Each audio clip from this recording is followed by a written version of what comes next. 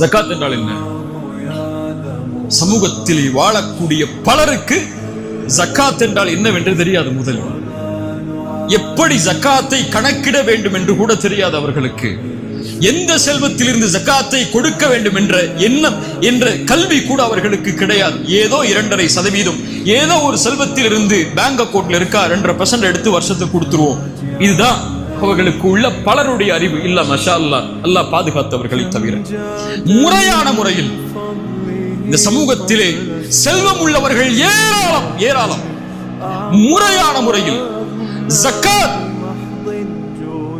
கணக்கிடப்பட்டு பகிர்ந்தளிக்கப்பட்டிருந்தால், அல்லாஹ் கேட்டுக்கோ, செல்வந்தவர்கள் வாழக்கூடிய ஊரிலேயோ செல்வந்தவர்கள் இருக்கக்கூடிய சமூகத்திலேயோ முறையான முறையில் ஜகாத் கணக்கிடப்பட்டு வழங்கப்பட்டிருந்தால் இந்த சமூகத்தில் தன்னுடைய உடலை அடகு வைத்து வட்டி வாங்கக்கூடிய பெண்கள் உருவாகி இருக்க மாட்டார்கள். இந்த சமூகத்தில் வட்டிக்காக மரணித்த ஒரு ஏழை இருந்திருக்க மாட்டார். இந்த சமூகத்தில் தன்னுடைய அடிப்படை வசதிக்காக 2 வட்டி 3 வட்டி கந்து வட்டி என்ற நிலைக்கு போகக்கூடிய மக்கள் இருந்திருக்க மாட்டார்கள்.